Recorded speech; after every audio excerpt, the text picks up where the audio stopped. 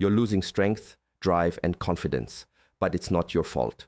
Most men over 60 are skipping one simple daily habit that could completely reignite their energy and vitality. In this video, I'll walk you through a 4-step morning routine that's helped thousands, and the last step, it's the real game changer. Don't miss it. The first action begins before any action has been taken. It happens in that sacred space between sleep and the world, the moment your consciousness returns to your body.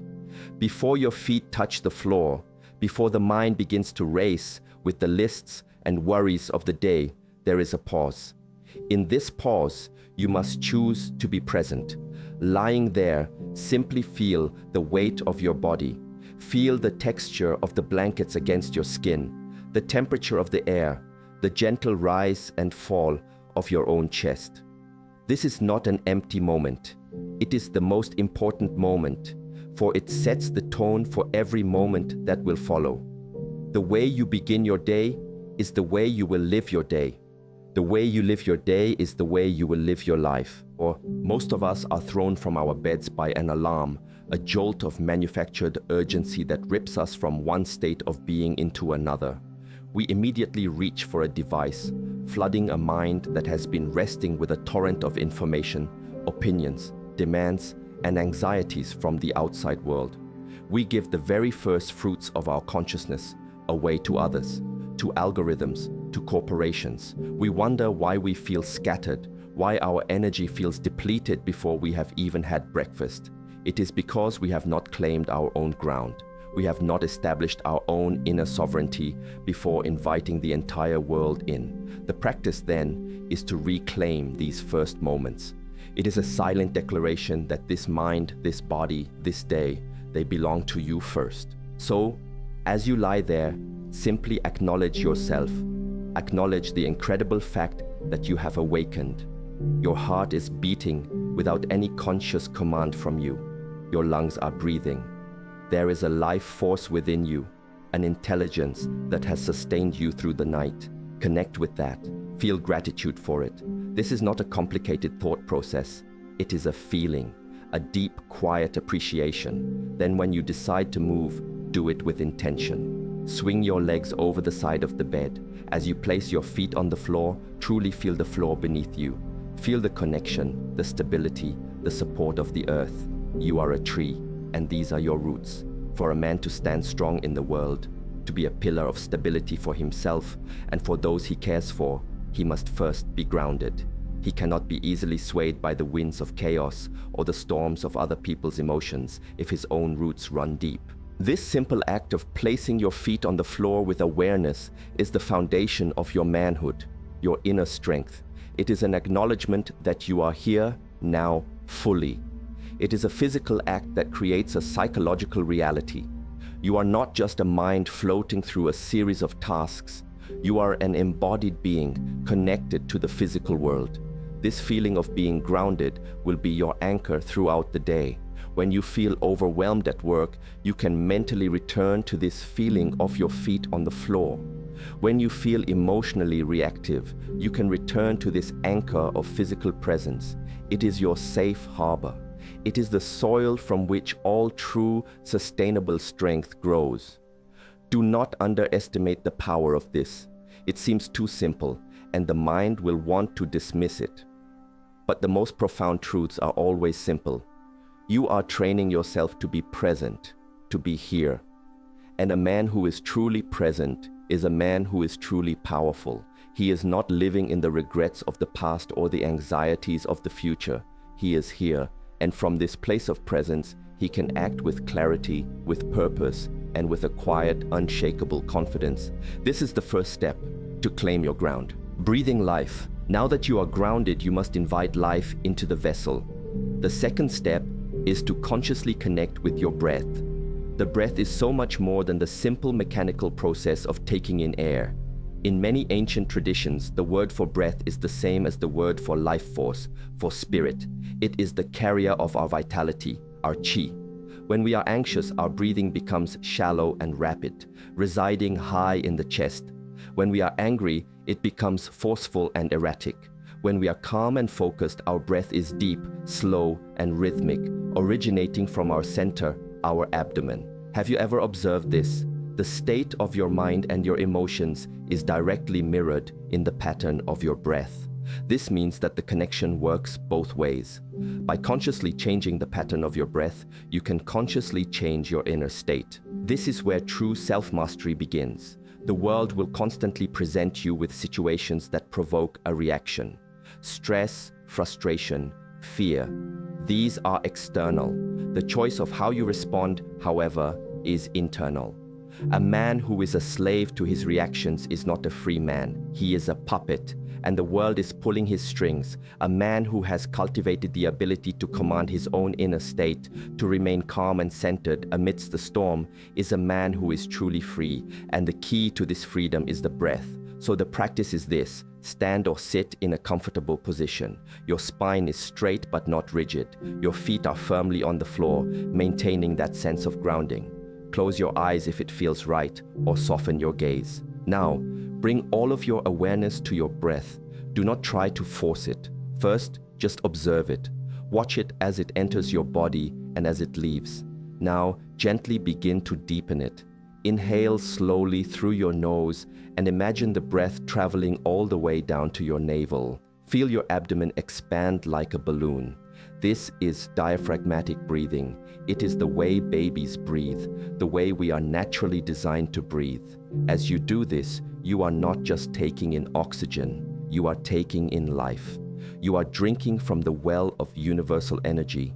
Hold the breath for just a moment at its peak, a moment of fullness and potential.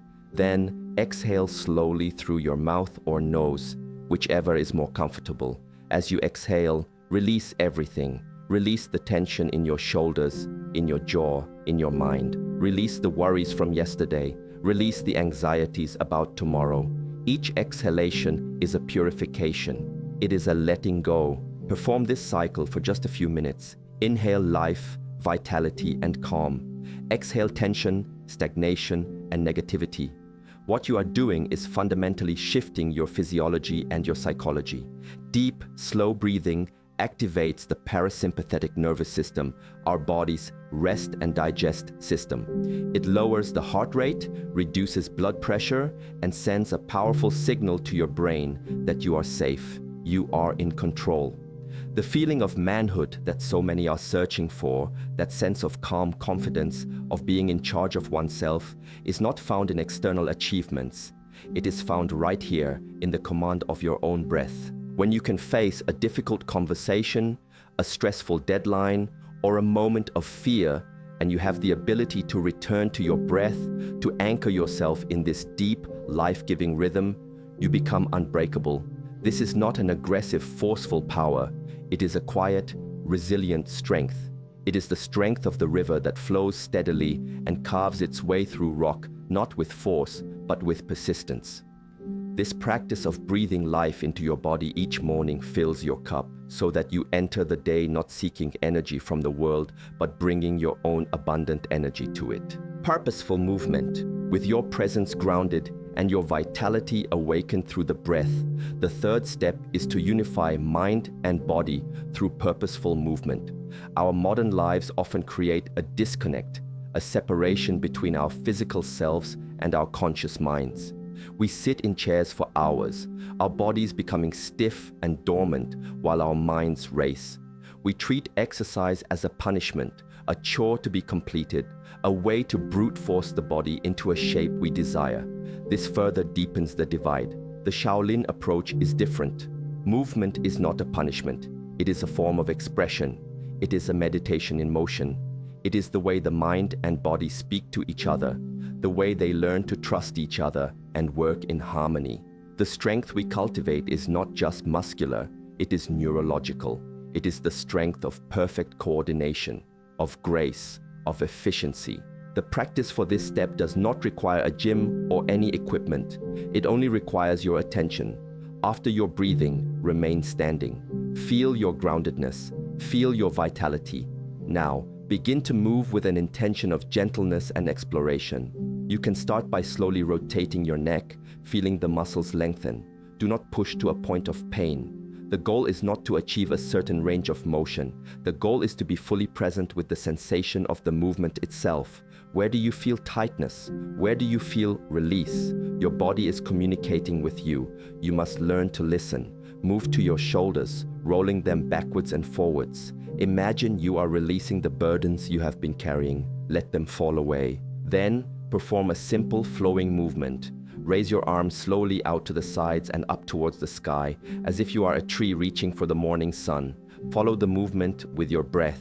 Inhale as your arms rise, filling your lungs completely. At the top, feel the length in your spine, the openness in your chest. You are making space in your body. Then, as you exhale, slowly bring your arms down and bend forward from your hips, letting your spine round and your head hang heavy. Release everything. Let gravity do the work. The goal is not to touch your toes. The goal is to let go, to surrender. Hang here for a breath or two, feeling the release in your lower back, your hamstrings. Then, on an inhale, slowly roll back up to standing, one vertebra at a time, your head being the last thing to rise. Repeat this sequence a few times. What is happening here? You are not just stretching. You are waking up the energy channels in your body. You are cultivating flexibility.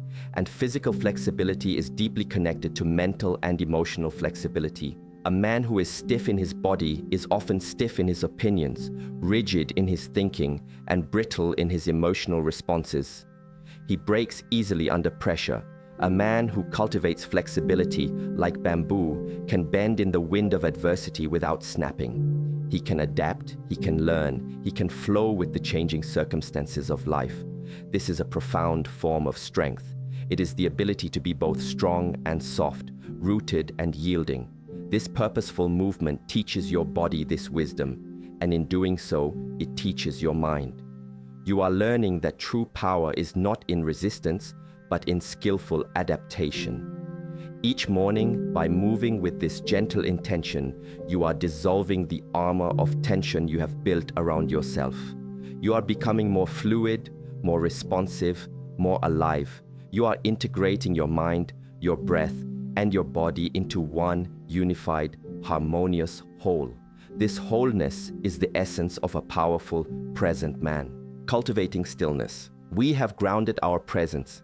We have breathed in life. We have unified mind and body through movement. Now we arrive at the final and most crucial step, the one that integrates all the others. This is the step that our restless modern world fears the most, the cultivation of stillness. We have been taught that a man's worth is in his action, his productivity, his constant striving. We believe that to be still is to be lazy, to be unproductive. But this is a profound misunderstanding. All of the energy you have just cultivated through grounding, breathing, and moving, if you immediately rush out into the world, it will dissipate.